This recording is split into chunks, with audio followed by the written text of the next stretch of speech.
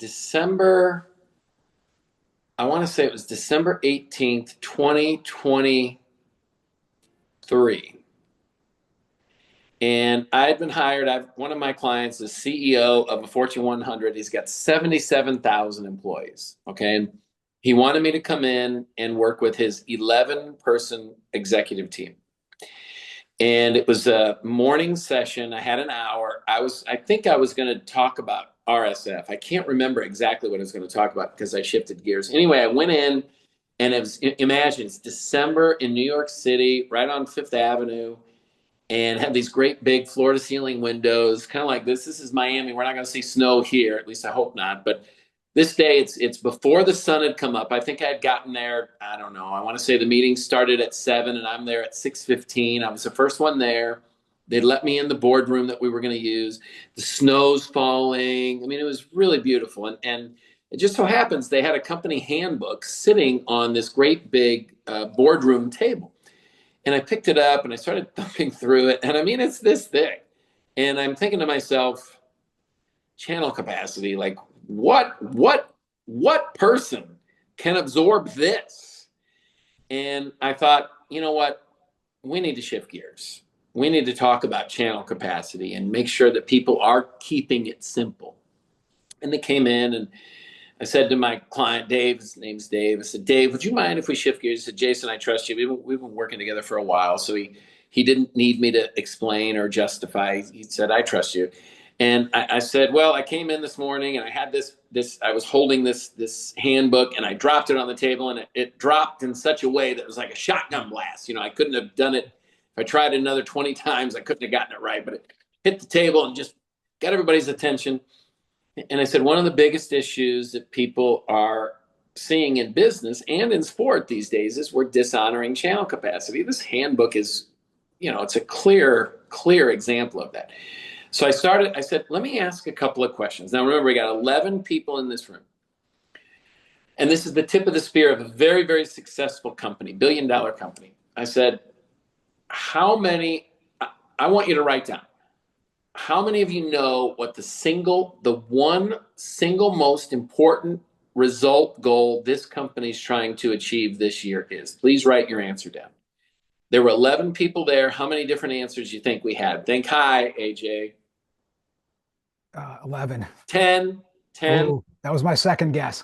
10. And then I said, okay, what percent of the 77,000 people, including yourselves, are showing up each day and getting done the one most important activity that will contribute to achieving what this company's most important goals are? Now, think low. What percent did they say? What percent are getting their one most important activity done each day? What do you think? Oh, less than 20, probably. It was 20%. Okay. And sadly to me, I mean, I'd been working with this guy for a couple of years, maybe longer even at that point. And I was somewhat aghast. I was somewhat embarrassed by the fact that what am I doing as a coach if this guy's employees are showing up and they're not getting their most important thing done more than 20% of the time? So we made a commitment to call it one must saturation. I do this now with a lot of different group consulting and teams that I work with. Is we said, all right, for a year, me and everyone in leadership, every time you hear from me and every time you hear from a person in leadership, they must spend at least 30 seconds discussing the one must saturation. And all we're trying to do is give people clarity on this is our one most exciting result that we're going after as a team. So everybody in the company needs to know what is our one most exciting result goal we're going after as a team. And then everyone needs to know what their one most important daily task is to get the team closer to that one most important result. So we talked earlier about three most important one must, and then you did this, simplify. This is how you simplify process. This is how you simplify prioritizing. If I was leading a company or a team, there would be no doubt everyone in my company and everyone in my team would know what our one most important team goal is. and everyone would know for themselves. It's going to be different across the board for people. Some people may have the same, but it's going to be a lot of variance here.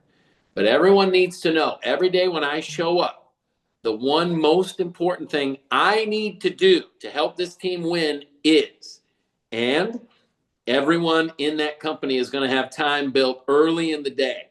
Maybe you can't all do it at the same time. Maybe you can, but I'm going to have it done as early as possible. A time block every day to get that one must done. If you want to simplify success and you're in a leadership position, start with that for yourself. Know what your one most important result goal is.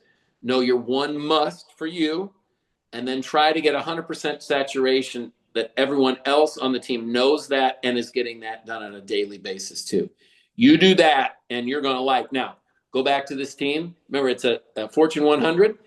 We attacked that thing for a year.